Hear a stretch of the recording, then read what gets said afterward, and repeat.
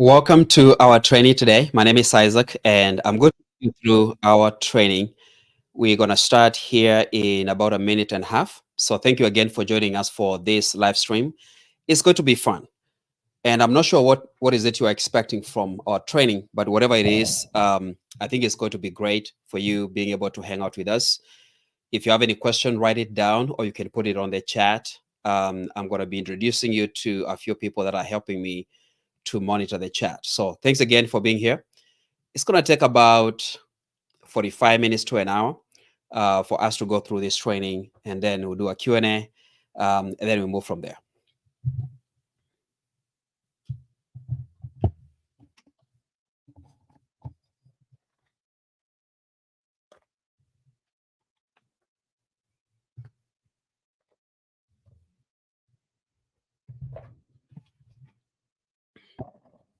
Again, welcome to our training today. We are going to talk about how to build a high performance team. But I'm just curious, just put in the chat, what is it that you are expecting from this training? That's number one. And then number two, do you have a team that you lead? And if you have a team, how many people do you have in your team? And the question number three is, what's your biggest challenge when it comes to building a high performance team? What has been your biggest challenge? And it could be several challenges. If you want to share, that's okay. But what's your biggest challenge? So your biggest challenge, how many people you have in your team, and whether you have a team or you're just an employee who is supporting someone else. So let's get to it. Most of you know who I am. My name is Isaac Kwambua. I live in Kansas City, and I have a company called Dynamo Methods. We help companies to build high performance teams. Primarily, that's what we focus on. And it's all about getting your team together and training and coaching them on how to perform at a very high level um, based on what you're working on. And we help them to figure out what the employee strengths are, what their natural abilities are, sometimes based on their personalities, based on their passions, and just to assemble a very strong team, because you can't do it on your own. If you've been around for more than 6 months as a leader, you know that you can't do things on your own. I tried, it didn't work. So let's get to this. You've got to give me a second. All right, so we're going to talk about how to build a high performance team, and we like to acronym that HPT, high performance team, without working yourself to death. I don't think anyone today is going to try to work themselves to death, but for some of us, we've had experiences where we had to work long hours. My my first job, my first position as a manager was right out of college, and that was 21 years ago. Actually, yeah, 21 years last month. It just hit me that it's been that long. And when I was done with engineering school, I got a job as an assistant manager in a manufacturing company. And for some reason, the company gave me 65 people to lead. I was very confident that I could do it. I mean, for God's sake, I had an engineering degree. The company, I believe, was confident I could do the job. That's why they gave me that position. But they were wrong, and I was wrong, because within 2 weeks, I almost quit that job. It was stressful. I was working long hours. My employees were not listening to me. I was upset, frustrated, and I felt disrespected, because most of the times my employees would just loop and go to my boss to get answers to their questions. So I came to learn many years later that having a degree doesn't qualify you to be a leader. Having a position, in this case, being called a manager, didn't qualify me to be a leader. And we're going to get into it here in a second on what leadership is all about. um, and people don't have to listen to you. You know, sometimes as leaders we get all arrogant and cocky because you have the title, and we feel like it's our right for people to listen to us, and it's our right for people to follow us, but they don't have to. It's a choice they make. Now, they might hang around, they might show up to work every single day, they might act as if they're listening to you, but they're not. There's a process of doing that. You have to influence them. Leadership is influence, nothing more, nothing less. So today we're going to talk about some of the strategies you can use to build a high performance team, and in that case, really a team that can operate on its own, a self-managing team, and to an extent a self-managing company. So like I said, my name is Isaac. Let me make this a little bit bigger. And I've written 2 books. So the first book I published in 2022, November of 2022, The second one was published this year, and I'm writing my third and the fourth one. If all goes well, the third one is going to come out in August this year, and the fourth one towards the end of the year. And both books became bestsellers, so I was lucky that way. There's a process again. When you think about doing anything, there's a process, there's a formula. And I was talking to a friend of mine, and I told them, when I decided to write a book, I tried to do it on my own, but I couldn't. So I joined a coaching program. I was taught on how to write, how to publish, how to make it a bestseller, and how to make money through the book. Again, the premise is almost every single thing we do has a formula and has a recipe. I do keynote speaking mostly for corporations and associations on leadership management, communication, inspiration, motivation, diversity, making a business case for DEI. I do executive coaching primarily for people that have teams. And then I do training, and I have a team of trainers that work with me. And actually, let me introduce you to two people that are in the back here. Yeah, Kimberly, thank you. She has 3 employees, large number of volunteers, and community leaders. Thank you. All right, so I'm going to introduce you to 2 people that are monitoring the chat for us. We have Zyrene right there. Zyrene, do you want to say hi? Hi everyone. Yeah, Zyrene is works with me. She's based in the Philippines, and she's monitoring the chat. And I'm gonna bring Mercy. Mercy, you wanna say hi? Hello. Yeah, Mercy is working with me. We are in Kansas City, so she's working with me in the office, and she and Zyrene will be monitoring the chat. So if you have any questions, just put them in the chat, and we are going to answer those questions as we go. Again, today it's a conversation. I know you are expecting a training, and there, yes, we are going to do quite a bit of that. But I just want to have a very good conversation with you on how to build a high performing team and how we can support you. So you can ask a question anytime. You don't have to wait until the end. If you have to leave before we are done with the training, this training is being recorded, and we are going to have a replay.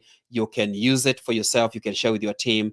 I'm not worried about that. So feel free, relax. We are in training. We're going to have a good time together. All right. So my goal today is to make sure that you walk away with something that will be able to help you. So by the end of the training, you will understand how to leverage teamwork to achieve high performance. And the keyword is leveraging teamwork. Teamwork is a concept. And again, if you've been around for just a short time, if you're a part of a team, whether it's at your place of work, whether it's at a church, any organization, in your social circles, at school, you know the power behind teamwork. But how can we leverage that to build high performance teams? So I'm going to share with you some ideas and strategies on how to do that. By the time we are done with the training, you will have actionable strategies to elevate your team to high performance. Really, there are some things that I'm going to share with you that you can apply immediately, and you can get almost instant results. So in this training, I'm going to cover 3 of the 17 indisputable laws of teamwork. So I am certified through the Maxwell Leadership, and one of the programs I have access to is this one. It's based on this book called the 17 indisputable laws of teamwork. I had to make sure I'm not holding it upside down. So I'm going to cover 3 of those laws. And when you think about laws, is something that you can attempt to argue with, but actually you can't win. So think about the natural laws that we get to experience, and we don't have a choice really to experience these laws. The most common one is the law of gravity that dictates that anything that goes up will have to come down. One of my professors used to say, you can choose to believe in the law of gravity, or you can choose not to believe it. But if you don't believe it, attempt to get on the top of a roof and on the top of a building, and then jump and see what's going to happen. Most likely you're going to break your leg or maybe die. That's the ultimate catastrophe that can happen. So we have all these laws that govern our existence. Law of gravity, the law of motion. One of the laws says, an object in motion will continue being in motion until it's acted upon by an opposite force. Action and reaction are equal and opposite. We have, electrical laws, we have relationship laws, we have fluid laws. So all those laws, you can't argue with those. Now you can try to argue with legal laws, but when it comes to natural laws, you can't argue with that. So let's bring it home to the laws of teamwork.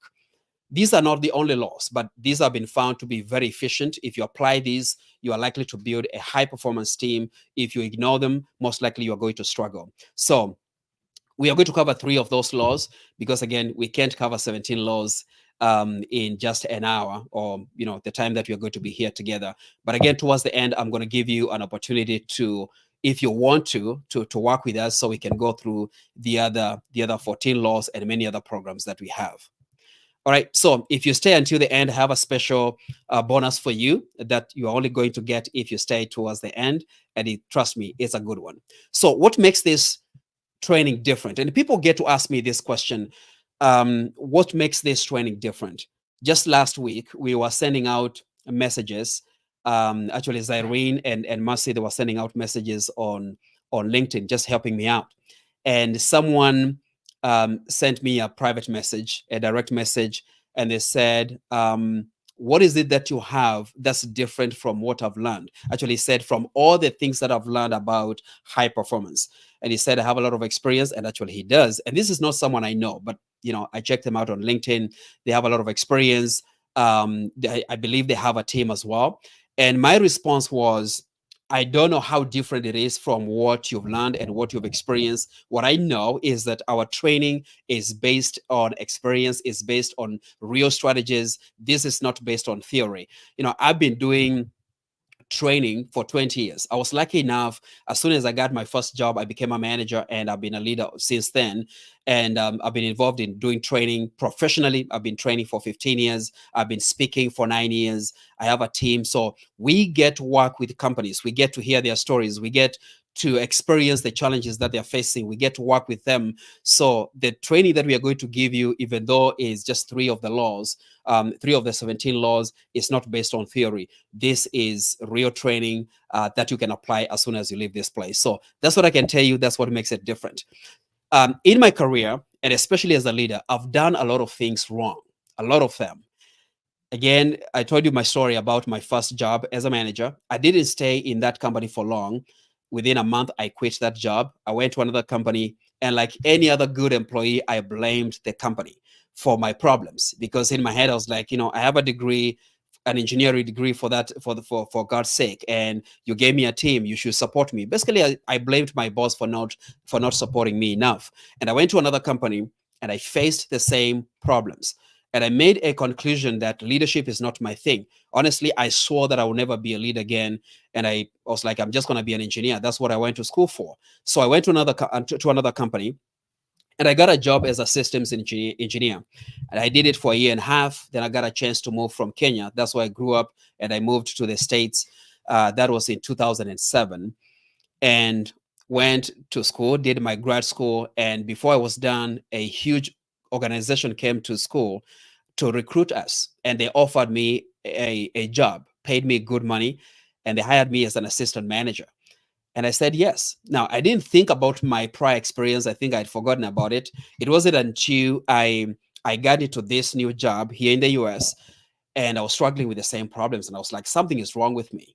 And because part of it, I was raised to be strong, to be a man. That's what I was told. Don't show weakness. Don't ask for help. Just figure things out. And then I went to school for engineering. It did not help, because in engineering school, I was told, you are the problem solver. Don't expect anyone to save you. So I was projecting this strong demeanor and this strong person, but I was struggling.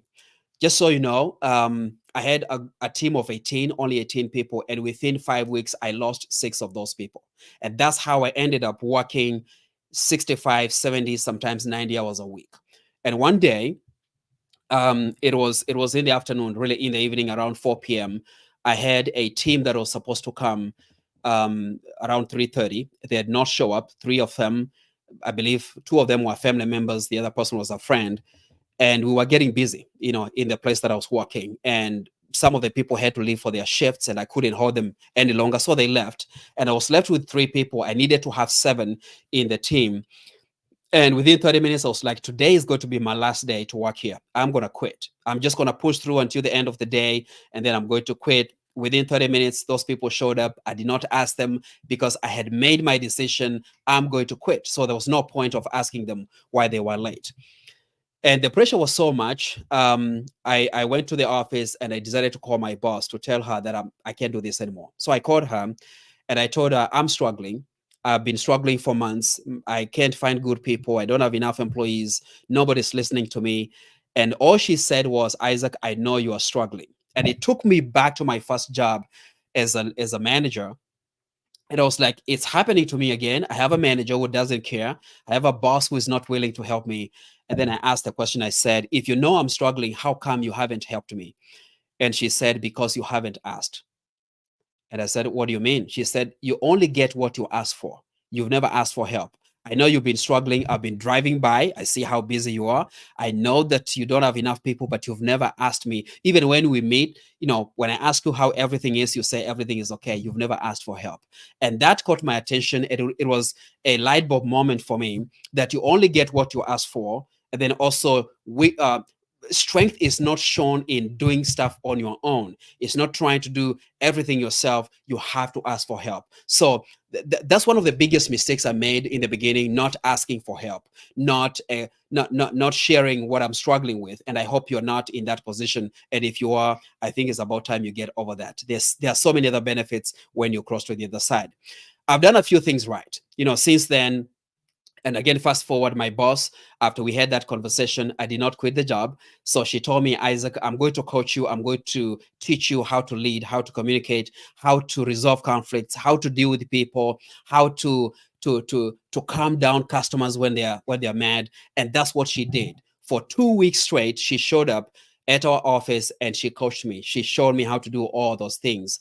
So since then, I've been able to lead great teams. I've been able to build teams. I've been able to work with high performance teams. And that's why we are here today to share some of the experience and some of the principles that I've studied over the years. So after leading for 21 years, I've learned a few things. Number one is that trust is the foundation of leadership. Trust is the foundation of leadership. And I came across this, man, I think it was 2008. So we are talking about what, 16 years ago, close to 16 years ago. I came across a book called The 21 Irrefutable Laws of Leadership by John Maxwell. I walked into a copy shop, copier shop. Kinko's, it's called Kinko's here in the US, and they had several books on the shelves, and 21 Laws was one of them, and the 7 Habits of Highly Effective People, and a few other books, and I bought them. And in this book, I came across law number 6. It's called the Law of Solid Ground, and it says that trust is the foundation of leadership, and I believe that. Number 2 is that clear vision and goals are going to be key to your success. When you know where you're going, when you have a clear goal and a clear vision of where you want to take your team, then you increase your chances of succeeding by big margins. The next thing is that diversity drives innovation. In our company, when we talk about diversity, we kind of take a non-traditional route. Now, by all means, I am all for diversity when you talk about diversity in terms of race and gender and disability and all the things that we talk about when it comes to the traditional diversity.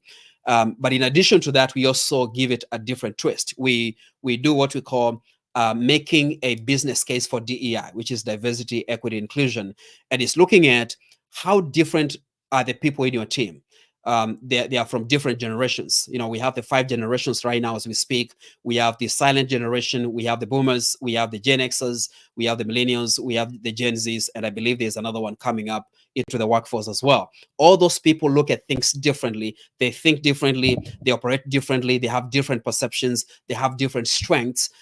Which means when you have them in the mix, you are likely to have a very strong and all-rounded team. When you have men and women in the team, again, they look at things differently. You are likely to succeed. When you have people who have college degrees and others who don't, it doesn't make anyone better than the other, but they look at things differently. People from different regions. I mentioned that I'm from Kenya. That's where I grew up. And I came to the US when I was an adult. So I still have very strong connections to my heritage and where I'm from. The principles and the teachings that I went through and the way I see things, I have a different lenses. Of course, I've been influenced since I've been in the US for 18 years, but still there's a very strong, a very strong connection from my heritage. So when I meet with someone who was born in the US and this is their home, they look at things differently. Can you imagine if we are all in the same team, how diverse that is and how innovative we can be because we look at things differently, okay? Including even the food that we eat. We make our barbecue very differently from the American way of making barbecue. We also have donuts. Our donuts are different. So you find it's such a beautiful combination of diversities. And when you have that in your team, innovation is going to go up because it's all about thinking differently and doing things differently. The next lesson that I've learned is that personal development is key for you to grow. And it's all about taking personal responsibility for your growth. There's a program we teach, it's called Developing the Leader Within You. And in that program, what we teach leaders like you is taking personal responsibility for your development. And one key thing we teach them is that, and we share with them, is that your company is not responsible for your growth. Your manager is not responsible for your growth. Your colleagues are not. You are responsible. Yes, the company is going to provide a platform. They are going to provide trainings like this. They are going to send you to a conference. Probably they have some materials within the company, but they are not responsible for your growth. They are responsible for providing that platform, but you are responsible to yourself. So personal development is key for your success. And the last thing is performance and accountability are key to building a high performance team. I did a presentation. It was more of a keynote in 2019, October. And we had about 50 people. It was a breakfast, about 50 people in Overland Park here in Kansas City. And it was all about how to build a culture of performance and accountability.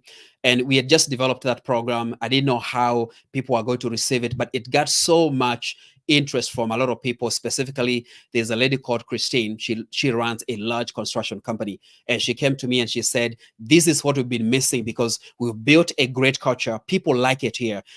Our turnover is very low. She said, but we are struggling with holding people accountable, and it's affecting our performance. So you got to balance both. Okay, you hold people accountable, and you make sure that you're growing the performance as you build your culture. And trust me, people want you to hold them accountable. Holding people accountable is not about screaming at them or calling them names or making them feel small. It's all about getting them to do the thing they said they want to do. They applied for the job. They said they like it there. They want to get good results. They want to make good money. They want to feed their families, or at least go after their dreams. So you holding them accountable, you are helping them really to pursue their dreams. So I discovered this the hard way, and there are several things that I've learned the hard way from when I got my first job in 2003 to really right now still running a team. I mean, having a team in my company. So there are several mistakes that I made. My biggest mistakes are, number one, micromanaging everyone. Okay. And I tend to go back to my upbringing. And things have changed. But when I was growing up, the African culture was designed to make you, quote unquote, be a man, okay, a guy or a girl who doesn't show weakness, and also being being aware of pretty much everything that's happening around you. So I translated that to my position as a leader, and I felt I need to be aware of what's happening.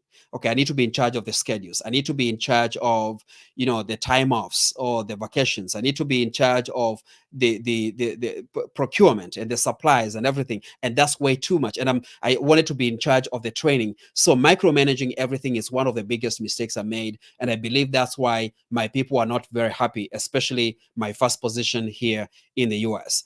The other mistake I made that I didn't write here was I wasn't very kind. I wasn't really a very good person, coming to think of it, because again, I was taught, don't show weakness, don't use words like I'm sorry or I was wrong. You don't admit that you are wrong. I mean, it's a little crazy. So I remember, since I was hired as an assistant manager right from college, from my grad school, my boss called me one time on the side and said, Isaac, you may want to start using the word please a little bit more. And I said, what do you mean? He said, I never hear you really using the word please. You just go like, give me that, give me that. And I said, yeah, because they're here to do their job. I'm not being mean. And she said, no, you don't look mean. And your voice sounds friendly, but your words are conflicting what you're trying to project. And I remember one time there was a lady called Miriam. She was very upset because I asked her to kind of clean up the floor. And I think I didn't. I'm not. I think I didn't use the word please, and she was very upset, and she went to my boss. So thinking about different culture, but again also some habits that we pick up on the way. The second mistake I made was moving too fast with unclear vision and goals. Again, being taught that you need to be always moving fast, you need to go after the next thing, you need to go to move as quickly as possible. I made that mistake of not being very clear on where I want to go, just by the fact that I had a general sense of where I wanted to go, basically a sense of the general direction where I wanted to go. I would just move. So I've learned to slow down and ask myself, what's the most important thing that I can do right now? A few weeks ago, I was speaking at an event about a month ago, and I talked about how to slow down so you can go a little bit faster. And I shared with them a concept that I call, you know, slowing down, stopping, stepping back, and then moving forward with speed, and then you take off. So you stop, you move back, and then you come forward at full speed, and then you take off. Now, it was all about slowing down to evaluate whatever that I'm doing right now. Is this the most important thing? Is this the most valuable thing for my team and my company? And then stepping back a little bit because you need to build that momentum, and then coming forward full speed, and then you take off. So it has something to do with building momentum. The next mistake I made was neglecting professional development. For many years, I've been a big fan and a big advocate for professional development. And I was introduced to this many years ago when I was in sixth grade by my English teacher. And I did it for a long time, but as soon as I went to engineering school, I stopped. I only read engineering books because I was conditioned. Isaac, your job is to solve big problems, big world problems. So don't read any fictional books or non-fiction books, especially personal development. Don't be a softie. That's what I was told. Okay, if you do that, it's like you're a soft person. I was told never to show up to a psychology class. And although I snuck into a psychology class one time, and I didn't let my friends know that I went to that class, which I really really enjoyed.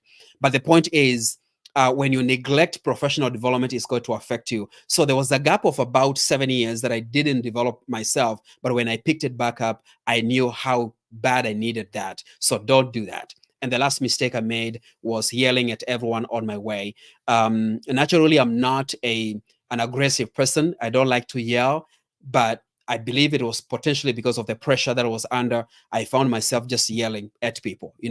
I'm like, why can't you just do your job? Why can't you just understand what I said? And then I came to learn my instructions were not even clear. So those are some of the biggest mistakes I made. So if you want to just get the easy way to do this, I'm going to share this with you here in a second.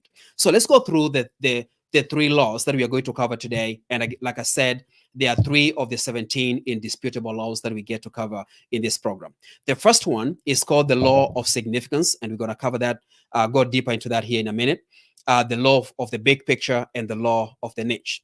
So the law of significance says that one is too small a number to achieve greatness. One person cannot achieve greatness. When you look back at history, and even in the current world that we are in, if there's any company that has ever been built, any great company that has ever been built, it's because there was a leader or several leaders, and also there was a team. Any empire that has ever been built, there was a leader and leaders underneath that leader, and there was a team. Any movement that has ever been built, there was always a team behind it. So you can't do this on your own. Trust me, I tried, it doesn't work. So there are 4 main reasons why people avoid teamwork. Now, by the way, put in the chat if you've ever had someone, or at least you have someone in your team who doesn't like working with others. Just put in the chat. You don't have to put their names, please don't. But there are 4 major reasons why people avoid teamwork. Number 1 is ego, feeling that they are the best. I'm the best. I'm the only one who can do it. I'm the fastest. And again, this is not a myth. We are talking about right now, 21st century, 2024. There are people still believe that. There's someone, and I can't share the names for confidentiality. There's someone that I've worked with on a coaching perspective, and that's who she was. And she was right in some aspects. She is really fast. She gets things done, very, very impatient with people. So whenever she gives someone a task and if they're moving a little bit slowly, she'll just take it over and do it. Now, how many of you have done that before? I've done that so many times. And then she'll be like, why are they moving so slowly? And according to her, jumping in and taking over the task was helping them. She was doing it with good intentions. And what I shared with her is that you have no idea how much damage you are causing on your team. Because when you give someone something to do, a task, it doesn't matter how small it is, first off, they feel good about it because it shows that you are trusting them. It shows that you sat down and thought about this task and you picked them to be in charge of that task.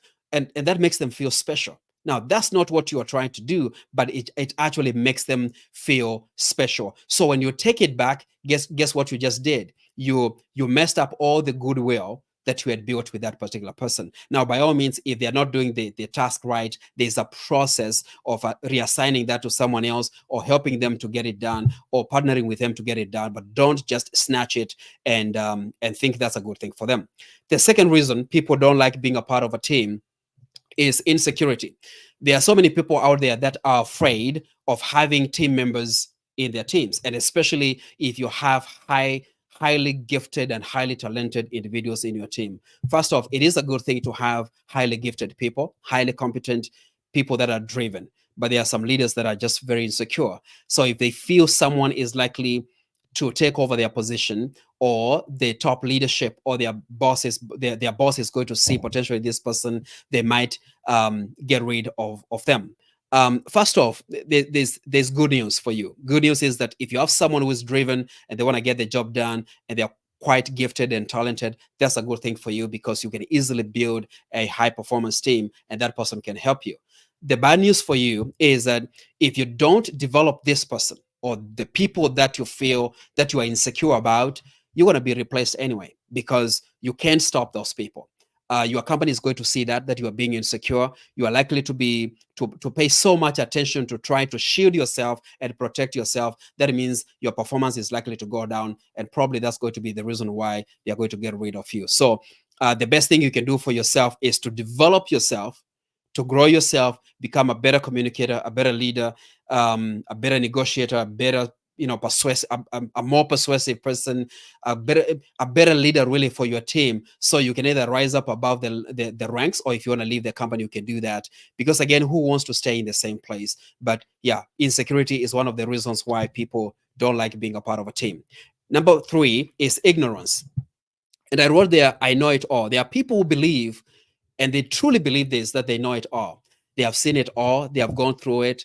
They have been there, done that. They got the t-shirt and they act that way and they say it and they proudly express that.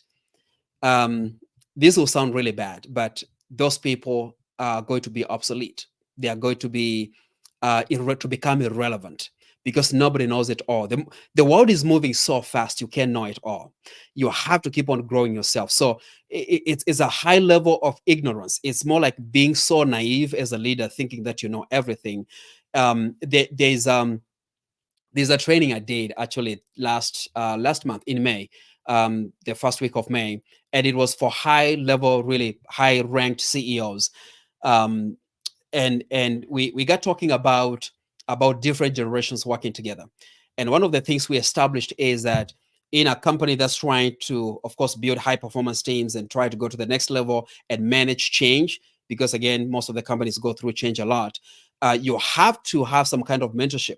And they said most of the young people don't want to be mentored because they have access to information. They can go online, they can get whatever that they need. But also, most of the older people don't want to hear anything from the young people.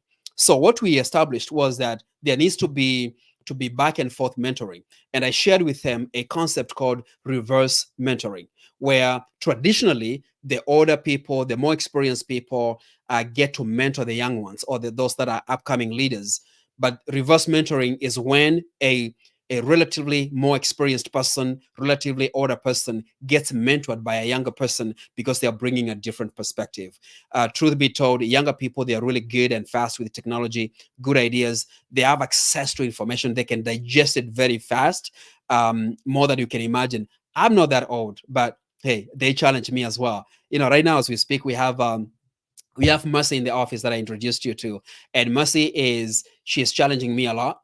She's sharing great ideas on how we can improve our social media, how we can, especially on Instagram, because I'm kind of from the old school where let's slap something together that looks good and good brand colors, and I don't even do those things, but that's how I see it. But looking at what are the trends, what are people looking for, because we are trying to grow a business and capture people's attention so we can bring them to our circle, and that's the only way we can help them to build their teams. So there is a process. There has to be some kind of reverse mentoring. So any of us, you and me, thinking we know it all, it's a big mistake. And the last reason why people don't like to be a part of a team is wiring. They say, this is who I am. I'm going to show you here some point before we are done, how we have different personalities in the world, and of course those they get to be reflected in our places of work. But what I know, you might have some kind of natural inclination. Personally, I'm a people person. I like to talk to people. I'm social. I like to ask a lot of questions. My wife is not. Some of the people that work with me are not. Like, really, I have someone that has worked with me, super introverted, but also very detailed. Um, there's a time we were doing a live stream like this. I believe it was in February this year, and we did the training. It went well, and when we were done, we were doing some kind of a debrief. And I said, "So, what did you think about the training?" And guess what she said? She said, your slides need some work. I need to fix your slides. There were some had like double spaces and all kinds of stuff. And I was like, okay, so did you like anything else? She said, no, everything else was okay, but I need to fix your slides. She was so focused on the slides. And for me being a people person, I was looking at, probably I was expecting the training was good, the concepts was good. We got very good comments. People said this is what we can do to help people more and more. But she was fixated on the slides. That's her personality. She wants to make sure the slides are good. And by the way, she did these slides for me, and I believe these are better than last time. Okay, I mean it's a different program, but she did the slides for me. All right. So the biggest challenge that we are facing right now when it comes to building high performance teams in relation to the law of significance that says one is too small a number to achieve greatness, is that many people believe they can achieve greatness by themselves. And I'm not talking about a small number, it's a big number of people. They believe that just because someone has 20, 30 years of experience, just because someone has a master's degree and a PhD, or they have a degree like me, having an engineering degree, and thinking that people are going to follow you because you have a degree, you are mistaken. So the biggest mistake you can make, and the biggest challenge really that you're going to face potentially with yourself, is thinking that you can do it on your own, or having someone in the team who doesn't want to be a part of a team. So what's the solution? It's very simple. We need to practice collaboration and teamwork. And the key word is practicing. It's not something that we are born with, depending on the environment that we grew up in. I grew up in a family of 7. I have 4 brothers and 2 sisters, and my mother did a great job getting us to get along very well and do things together. But again, there are so many other forces you find going to school, and again, whether it's primary school or high school or college, you find there's so much competition. Part of it comes from the grading system that we have. Now, I don't know about the current grading system, but at least the one that I went to, if you got a B, you are considered a failure. If you got a B plus or an A minus, my parents would just be like, was there anyone who had a straight A? And if there was someone, then they look at me as a failure. The goal was for me to be number 1 all the time, and that put so much pressure on me. And we get to carry that to our adult life, whereby we feel like we need to compete with people, even our teammates. I need to be the person who is the best in the things that we do. I want to get promotion more than anyone else, and that happens even today. So the key solution to the problem of people thinking they can do things on their own is to practice collaboration and teamwork. So for this particular law, the main takeaway for you and for me is that greatness requires teamwork. If you're going to be great as a leader, if you're going to build a high performance team, if you're going to build a high performance self-managing company, then you can't do it alone. So here's a statement. You do it alone, you accomplish so little. We do it together, we accomplish a bunch. So that's the main takeaway for you and me. And by the way, feel free to take screenshots, or you can come back here and watch the replay, depending on where you are watching it from, whether it's LinkedIn, Facebook, and those who are on our email list, you'll get a replay, an email with a replay as well. So let's get to law number two. Law number two says, is the law of the big picture. The law of the big picture, and it says that the goal is more important than the raw. This was a big one for me. Again, when you look at the way the world is structured, it doesn't matter whether you grew up in Africa like me, or the US, or in Europe, or South America, or in Middle East. It doesn't matter. We there's quite a bit of prestige that we get, or at least we feel special, we feel important when we have a certain position. We start from when we're young. Kids, whenever they do a good job, we applaud them, we clap for them. At school, they get the gold sticker because they are well behaved, or they were quiet, or they did not disrupt other kids, or whatever that it is. And we do that at church, we do that at home, we do that at school, in our places of work. If you are, we have employee of the month. We used to have that. I don't know whether companies have that anymore. At the end of the year, when companies have the annual events or conferences to celebrate the whole year, people get big bonuses. Sometimes they get plaques and awards. So those are really good. We want to continue doing that because there's value in recognition. But what it does, sometimes we focus more on our raw than the goal. We feel like my goal is to get to this level. And actually, I was talking to a lady who is she's running a business, and she's a part of a team.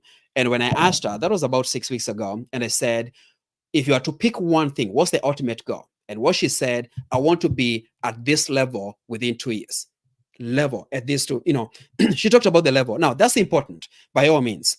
And I had to ask a few more questions. What does that level mean to you? Why is it so important? Is it just a feeling? Is it just to feel good about yourself? Does it have any monetary benefit attached to it? Because that's important as well. We need money, we need resources. What does it mean? Of course, she broke it down for me. All this to say, if you're not careful, you can unconsciously focus on your role as a leader, as a supervisor, as a manager, as an executive, and then you forget about the goal. So the goal, where you want to take your team in a month, in 6 months, in a year, in 5 years, in 10 years, it's more important than your role, because your role is going to grow. You are going to grow into that. You are going to grow towards the goal. The goal is going to stretch you. It's going to enable you to grow.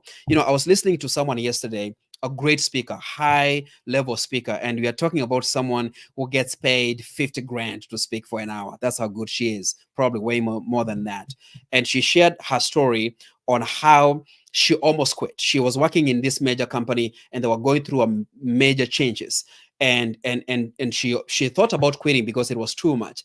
And then a thought came to her mind and she said, if you quit, you're going to be just another victim. You're going to be just another statistic. They're going to say that's someone who couldn't keep up with the pressure. That's someone who couldn't stay. So she decided to stay, and fast forward, she became a key person in helping that company to go through the change, of course, and grow to become a multi-billion-dollar company. And that's what she does, by the way, out there, sharing her story and sharing strategies on how to implement change. And I can't remember the term that she used, but it's more like really making it pleasant even when you go through change. So all this to say, you are going to grow as you go through, as you pursue the goal, you're going to grow. So the goal is going to stretch you to grow to become a high performance leader. So the biggest challenge we face when it comes to applying this law of the big picture is experiencing a disconnect between individual vision and the team's vision. All of us, you and me, and I believe everyone in the world, we have our own goals and dreams. We have our own vision of who we want to become, what we want to do, what we want to have. Many years ago, not that many, I believe it was 2016 or 2017, I came across a book called The Leadership Challenge. Some of you might have read it. It's a book that has been around for about 35 years. And this book was written by two former professors, Barry Posner and James Kouzes. And I believe they used to teach at UCLA, Berkeley. And in the book, they talk about the 5 practices of a great leader, 5 practices of a great leader. And one of the practices is called inspiring a shared vision. inspiring a shared vision. And they said that if you can be very clear on your team's goals, where you want to go in a month, in a year, in 5 years, if you can be clear on that and it's documented and your people know about it, and then you meet with your team members one by one and ask them, what are your goals? What are your dreams? What do you want to accomplish? And then you find a way to align their vision and their goals with your team's vision and the team's goals. If you align them, now you have a shared vision. And that means you can easily move towards the future with confidence, because every time you ask them to help you with your vision, it reminds them about their own vision. Every time you talk about your team's goals, it reminds them about their own team's goals. And going back to how we think as humans, we think about ourselves more than anyone else, whether you like it or not. Now, people resist when we talk about you. You got to think about yourself first. You got to take care of yourself, first before anyone else. And of course, people right now, they are responding to that more than ever before. I mean, 10 years ago, you couldn't get anyone to admit that they need to think about themselves, because we think thinking about ourselves is being selfish, but it's not. One of my mentors taught me that thinking about yourself and taking care of yourself is called self-interest.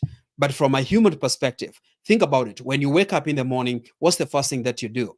Most of the people, they brush their teeth, they wash their face, they get their coffee, and they say, if you ask them, they'll say, I brushed my teeth, I washed my face, I made my coffee, I warmed up my car, I went to my job. The key word is my.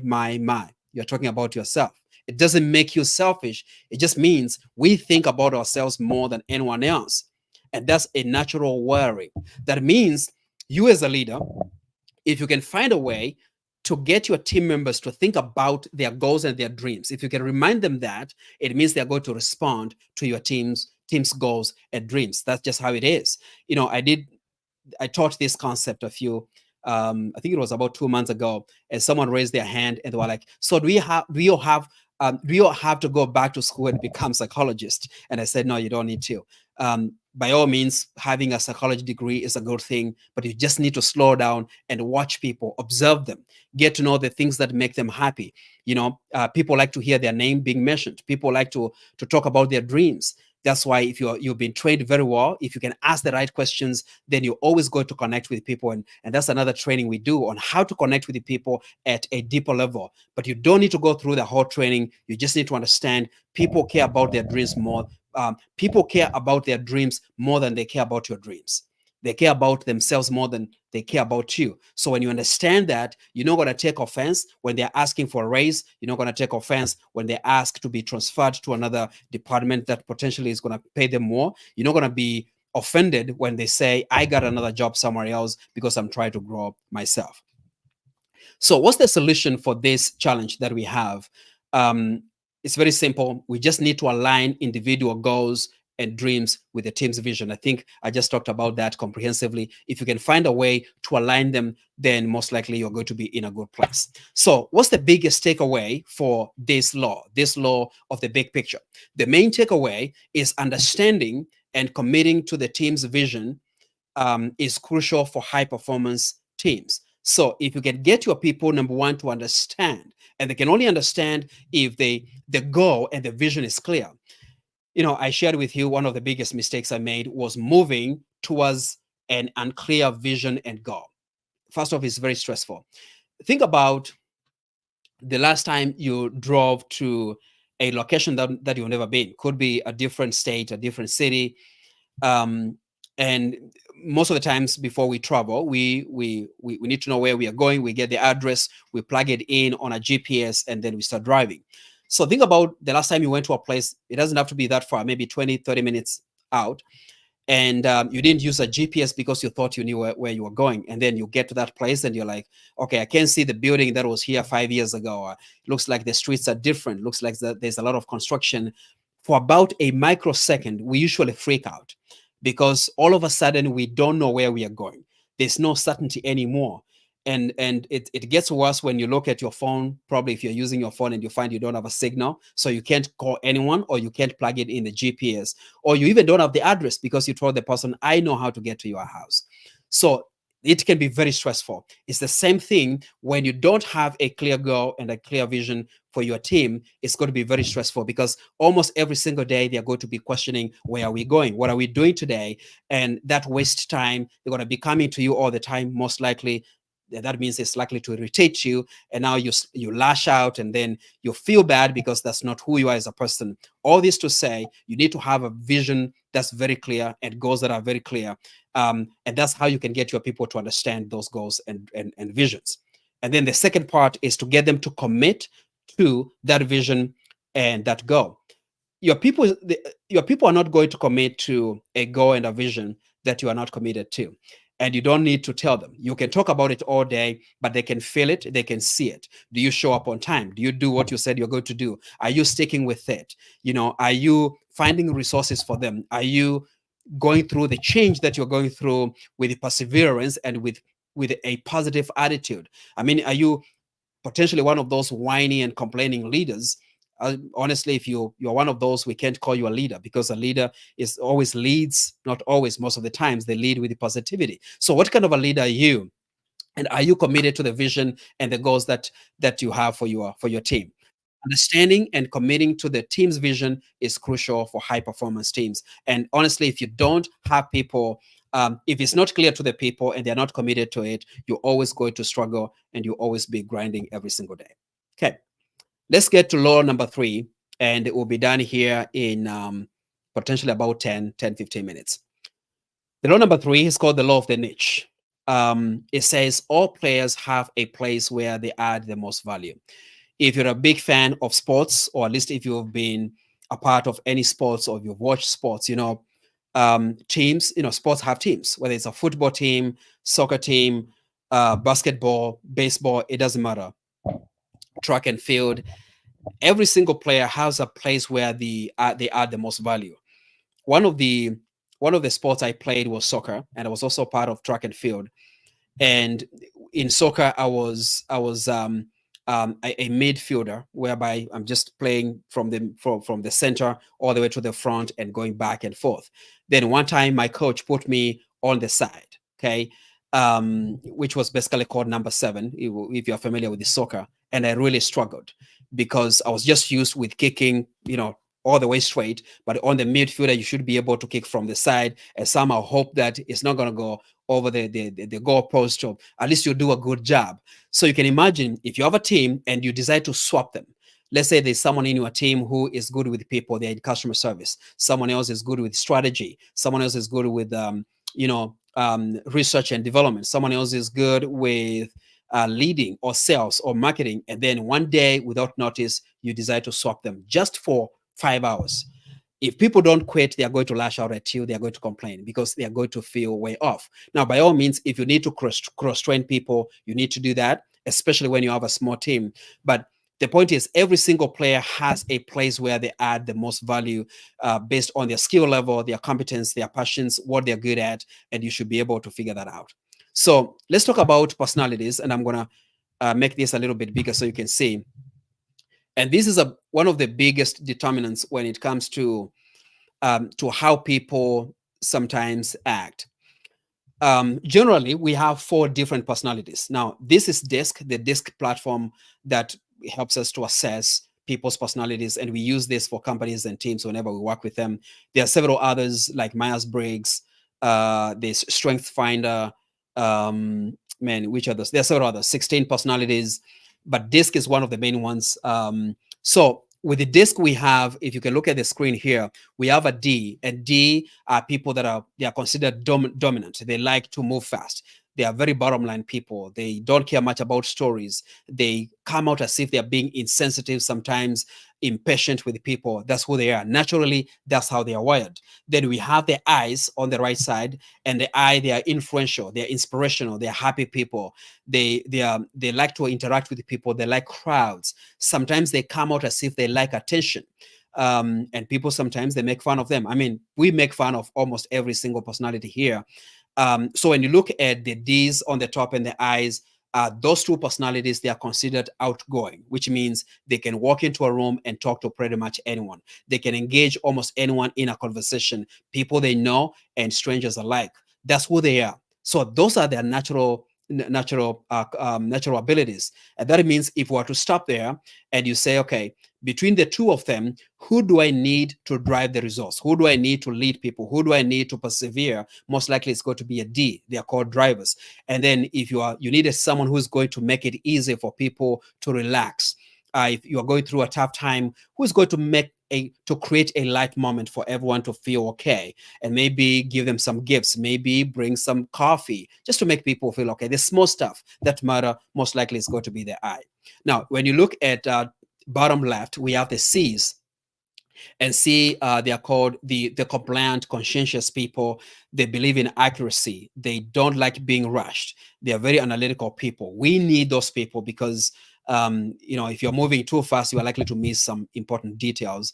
By the way, my personality, I'm an ID, very high on the I, 98%, D about 56%, which means I'm not very good with details. I'm structured, but I'm not good with the details. So I need someone who can make sure all the I's are dotted and all the T's are crossed. And then when you look at the S, they are usually steady people, they are very caring people. They are very, very responsible. They follow through. They make great administrators. They make great managers. And if you're curious about the percentages, and again, this is just from my research, the S's make about 63%. I believe 63 or 67% of the population in the world. The I's are about 17%. C's, I can't remember, but the D's, they're about 3%. Someone made a joke the other day and said, since D's are drivers and they like to move fast, they're only 3% of the population in the world, but they drive everyone crazy. The key thing is, based on people's personalities, you are likely you are able to assign people positions based on their strength. You start with the natural strengths, basically their personalities. Then you go to their skill level. How much have they done what they're doing right now? Their passion, because if you are passionate about something, you are likely to spend a lot of time doing it over and over again. That means you are going to get really, really good at it. Okay, so when it comes to having a player, I mean, every player has a place where they add the most value. In this case, you trying to build a high performance team. If I were you, I would consider giving your people a personality assessment and getting to discuss with them to see what they like to do and what the kind of skills they need to learn and the competencies that they want to develop. So in line with that, and this looks like it's on the side, but that's how the only way I could fit it. When you talk about the niche, we talk about strengths. So think about your team and ask yourself, for each of your team members, especially if you don't have hundreds and hundreds of those, just pick about 5 of those and ask yourself, who's good with what we call processing? Who can process information and extract the most important details from that information? Who is good with relating with people? Who is good with influencing people? Details, directing, persisting, creating, and those are really the seven major levels that we get to gauge people. And then you assign them positions based on that, or at least you assign projects based on their strengths. And all this, you can get those whenever you do a personality assessment, specifically DISC. So one of the biggest mistakes I see and a problem that leaders face is leaders not leveraging individual strengths within the team. If you work in a company that doesn't have a lot of employees, if you have a team that's not really doesn't have a lot of people, you are likely to have people doing different things, more or less the same stuff. So you may not really think it's necessary for you to leverage their strengths. I will still encourage you to try to do that. But as soon as you have enough people in your team, if you're fully staffed, then consider figuring out their strengths and their capabilities and their competencies. Number one, they'll be able to enjoy what they do every single day. That means they'll stay. You'll be able to retain them, and that's important. And then number two, you'll be able to get better results consistently every month, every week, every day. So again, it's a big mistake when you don't leverage strengths within your team. So what's the solution for that problem? The best solution I could come up with is placing team members in roles that maximize their skills and talents. And the key thing is maximizing. My first year in high school, I went to a boarding high school, and the principal got on stage. It was an assembly, and he said, you need to maximize your strengths and minimize your weaknesses. And I came to learn it was a quote that he had extracted from somewhere, and that statement sounds okay. It sounds great to a lot of people. Maximize your strengths and minimize your weaknesses. But naturally, we tend to focus on the weaknesses. Think about if you've ever been to school, you do a test and then you get the results. Most of the times when you go through that paper, we never focus on the things that we got right. We usually focus on the things that we got wrong. um, Whenever you try to get someone's opinion, you go like, hey, can you give me feedback? Can you check and see whether everything is okay? Ideally, you try to ask them to see whether you've made any mistakes. So from a leadership perspective, I believe we need to give it a twist. You need to maximize on your skills and kind of ignore your weaknesses. Just be aware of them. And especially as a leader, you need to figure out what are your weak areas, what are your weak links. Actually, in this program that we teach, the 17 indisputable laws of leadership, there's a law called the law of the chain. And it says that your weakest link is going to affect your team. So in your team, if you really want to build a high performance team, you need to help your team members to maximize on their skills and their strengths and their competencies. And then don't worry about their weaknesses. Now, if it's within a team, I'm hoping that all your team members don't have the same skills and competencies and abilities. So you can assign people positions based on their strengths. And that means every area is going to be covered anyway. If I'm weak on details, which I am, and being able to extract information, then I just need someone else who can help me. It could be Zyrene or Mercy or Rosemary or someone else to help me to take care of that, because that's not my strength. They love that. If they love that, they can do it all day. So all this to say, you need to place team members in roles that maximize their skills and their strengths. The main takeaway for this law, the law of the niche, is that everyone has a unique role. That's a no-brainer. Placing individuals in their niche leads to a high performance team. It's as simple as that. When you place them, and not just placing them, but you identify them, you train them, you place them in that order. Identify those potential leaders, train them and coach them, then place them in that position. And you may have to work with them for a few months, maybe for longer than that, to make sure that they are good. And then you can step back. And of course, once in a while, come back and check them out. So this is a summary of what we've covered today. 3 laws of teamwork. Again, there are 3 of the 17 laws that we have. The first one is the law of significance. Number 2, the law of the big picture. And number 3 is the law of the niche. So how many of you feel that the last 1 hour has been really well spent? Because yeah, it's been an hour and 1 minute. So put in the chat if you feel this has been a time well spent. So the next session here, like I mentioned in the beginning, I'm going to share with you an offer, and it's just an opportunity for you, if you want to work with us and our team, to help your team, help you as a leader, and help your team to build a high performance team, whether it's you own the company or you just lead the team. If you want to do that, we can do that as well. So I'm going to take a few minutes to share this with you. If that's okay, please put in the chat and say it's okay.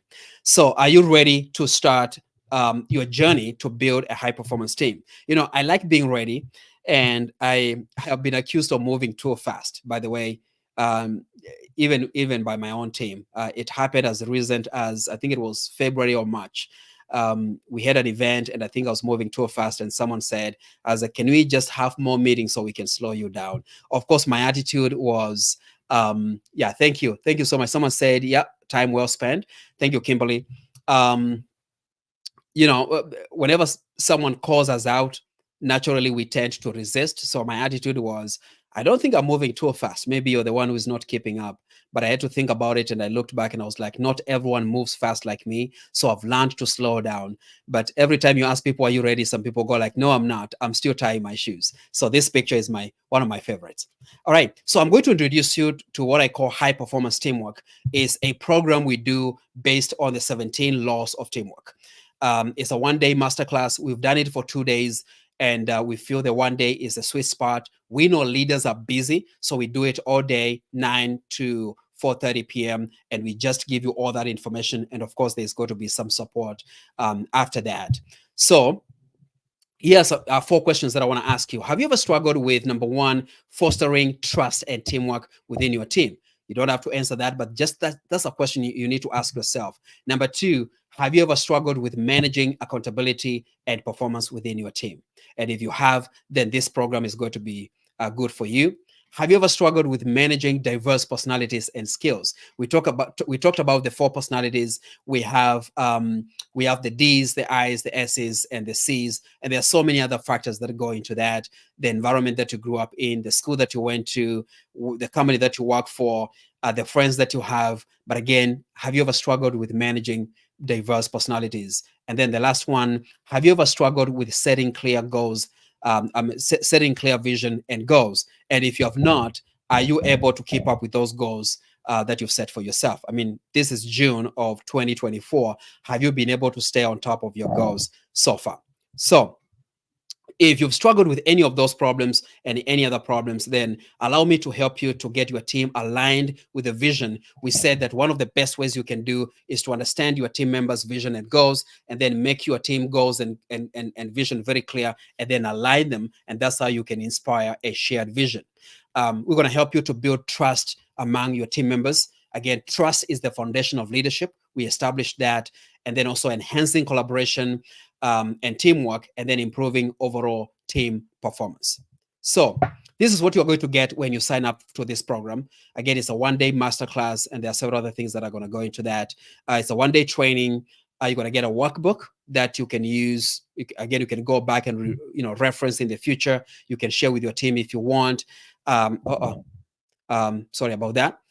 You're going to get what we call a communication style report. And this is based on the DISC assessment, but this is very specific to how you communicate. There are three things that you're going to discover: your ideal environment as a leader. Which environment are you likely to thrive at? We're going to talk about your general characteristics. Are you a driven person? Are you a reserved person, outgoing, extroverted, introverted, all those things? And then what motivates you. There's another segment on what really motivates you. Okay. Then we're also going to get a community of leaders. Of course, whenever we do these classes, we usually have people showing up, and you get to connect with them. So this class, just so you know, we are going to do it in Kansas City. It's going to be an in-person class in our office in Overland Park. But we're also going to do another one virtually for those who want to do a virtual class. But the one we are going to do is going to be on the 9th of July. It is going to be in our office. So who has this program worked for? It's worked for diverse people, CEOs and business owners, senior executives, human resource leaders, senior managers, entrepreneurs, anybody who has a team, and anyone who is aspiring to build a high performance team has benefited from this program. It's been around for a long time. I can tell you stories after stories. So again, it's not a program built on theory. So again, this is what you're going to get. And I decided to put there the value of the program. Of course, that's not what we are going to charge you for the program, but I like to assign value, because if you can figure out the value of the training, or the time you're going to spend, or with someone, or the interaction that you're going to have, it could be 5 minutes or even an hour like this. If you can assign value to that, then you can ask yourself, was this training even worth it? Okay, you've been with me here for an hour. Is the training really worth it? Did Isaac share something that I can use, or was it just all bluff, fluffy stuff? So I like to assign value to this. The one-day training is worth $1,000. The full color workbook, so all this together about 1,200. And again, you can see it's a good deal. And by the way, just so you know, we usually charge this program for $997. That's why I put there the one-day training is usually that much. But because you're here, I have a special for you, and that's what I mentioned in the beginning. So for this program, you are going to pay, if you decide to do that, $497. And let me rephrase that: you are going to invest $497. And the reason I feel it's an investment is because you're gonna get a return on the investment, tenfold, 100-fold. I mean, if you learn one or two strategies and you apply them and you build a high performance team, if you grow by only 10%, or your team improves by 10%, especially if you have a good sized team, then that's going to be monumental for you.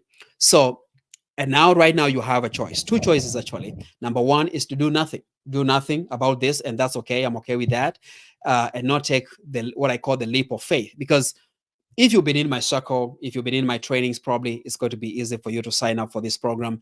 If you've never met me before, or if you've never been through any of the trainings that I've done, most likely you're going to have some reservations. So whenever you do it, and I respect that, it's going to be a leap of faith that you're going to take. And it's a little risk that you are taking. But again, if you do nothing, nothing is going to change. The second option is to make this small investment today, again, compared to all the value that you're going to get, and give it a shot. Again, if it works, great. If it doesn't work for you, you can get your money back. We have that guarantee. So the 30-day guarantee, that means you show up to the class, we go through it all day. You do what we suggest. If it doesn't work for you, or even if it's just the same day and you go like, this is not what I expected, it didn't help me, just let us know. We'll give you your money back. No questions asked. We're not going to ask you to prove whether you used the strategies or not. Nope. We're just going to give you your money back, because I believe, and in my company, we believe that we only want to work with people that want to work with us. But beyond that, our mission really is to bring inspiration, empower people, and bring transformation. Those are the three pillars that we operate with. If you go to our site, you see that, and we live that every single day. So if by any chance you're not going to be satisfied, then we can give you the money back. But that's not our goal. We don't want to give you money back because we want to help you. But in case it happens, we're not going to hold back. All right. So the real question for you is it worth gambling a few minutes of your time to check this out? Which, if it does just half of what I've claimed today, this masterclass, what it has done today, then it's going to pay for itself. I have this link over here, and I'm going to give you a QR code that you can scan. It's right there. And I'll give you a few minutes just to scan that. It's going to take you to a landing page. It's very straightforward. Find one of the buttons that will say register or sign up here, and then you register for the class. When you do that, you're going to get some emails. We'll reach out. It will have the details about the venue, which is our office, and you get some reminder emails. So we keep it very, very simple. Again, if you're not in Kansas City, or if you're not able to attend this in-person training, just let us know. We usually do this virtually as well, and most likely we are going to do a virtual version of this class the second week of July, probably from the 12th of July. We're going to schedule one, so just let us know. Okay, so I want to mention this. Whenever I talk to people and they know that I've been doing leadership for 21 years, they go like, I'm not like you. I'm just starting out, and they think I'm way more advanced. Trust me, I'm still learning. And there's nothing special about me. Like I said, I started out from zero. I mentioned that my first job, I almost quit within 2 weeks, but I quit within a month. At least I stretched it for another 2 weeks. And then I got my second job, which I struggled, and I swore that I would never be a leader. I went back to engineering. Then I got kind of sucked into leadership, and I'm glad that I did, because it's been a game changer. Like I shared, I failed miserably.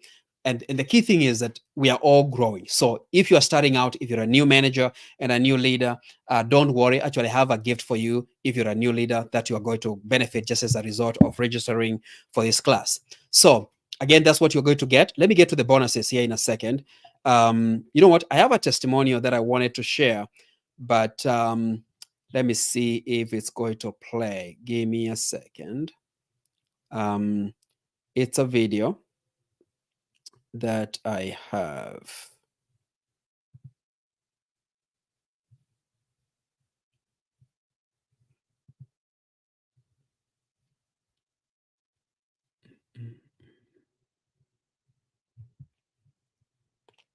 Yeah, it refused to play. But anyway, this is a testimonial from one of the groups that we just concluded their training. It was a different program. There were two programs. Sorry, two programs. This one and another one, all combined. We finished their training 3 weeks ago, and they did a video testimonial. I was trying to share that with you, but yeah, the video did not play. That's okay. So I have a bonus for you. For the first 15 people that sign up for this program, you're going to get a private strategy session for your team. Again, we do executive coaching. So you're going to get a link where you're going to book a 60 minutes strategy session. We discuss with you on how you can take your team forward. If you have goals and goals that you've set for your team, we'll be able to review that. We'll give you feedback and answer any other questions that you have. That's only for the first 15 minutes, because we don't have a lot of time really to fill our calendars. We don't have a lot of spaces in our calendars. All right. Again, that's what you're going to get. I'm going to skip this and go to the second bonus. And that's why I said, if you're a new manager or you have a junior manager that would like to help, I have this book right here. It's called Take the Leap. This is my second book that I published in February this year. It became a bestseller within in less than a week, and it's still high on the charts. So I'm going to give you this copy, a signed copy, and you can collect this when you come to the training. If you're out of town, we can mail this to you. Now, this again is for the first 20 people, and they're going to get this book for free. So as we get done with this is what you're going to get. One day workshop, and it's going to be $497. Sign up as soon as possible. In these classes, whenever we do them in person, we try to keep them very small, and very small will be not more than 30 people, because we want to make it very intimate. We, in our office, we have a big training room. We can accommodate as many 75 people seated with tables. If we don't have the tables, probably we can fit about 100 people there. But since this is going to be a workshop and we want to help you to understand the laws and learn how to implement them, we like to keep them a little bit small. So here's the question.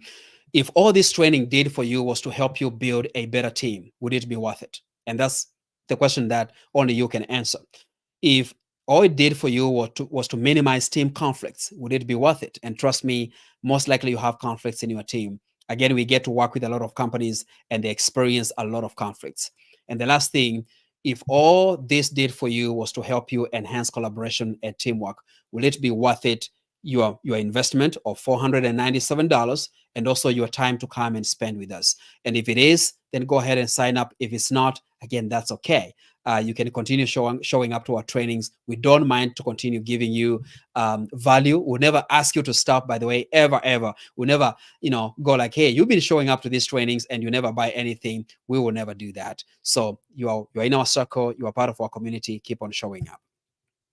So again, that's the value you're going to get, and that's it. That's the last slide that we have. 497. You again, when you sign up, you get some emails. If you're registered for this training through our system, you get some replay emails as well. If you did not, then we are going to have it here on whichever platform that you are on, whether it's on YouTube or LinkedIn or Facebook. So I'm going to see if we have any questions that we can answer, and then we are going to be done. Our goal was to get done within an hour and a half. We still have 14 minutes, so we are right on target. So I'm gonna bring Zareen to the screen. Actually, Zareen, can you go ahead and text me if you see any question? Are there any questions on LinkedIn, Facebook, or on YouTube?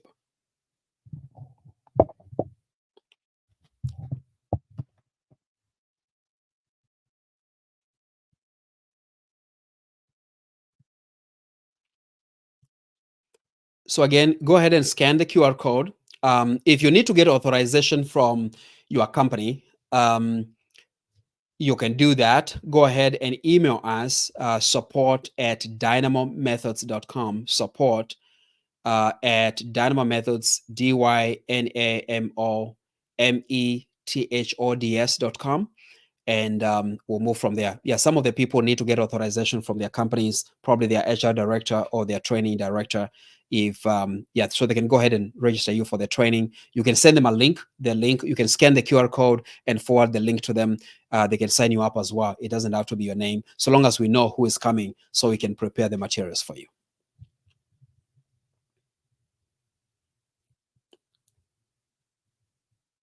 Okay, it looks like we don't have okay, all is good. We don't have any questions. Again, thank you so much for joining us today. I really had fun doing this training. And again, if you are here live, God bless you. If you're watching the replay, feel free to reach out. It's going to stay here on this platform. The good thing is that today we did not have any technology challenge. The last one we tried to do, man, LinkedIn glitched on us, and it was a big mess. But today we were able to make it all the way to the end. Thank you again. And as always, feel free to reach out. I wish you all the best in your leadership journey.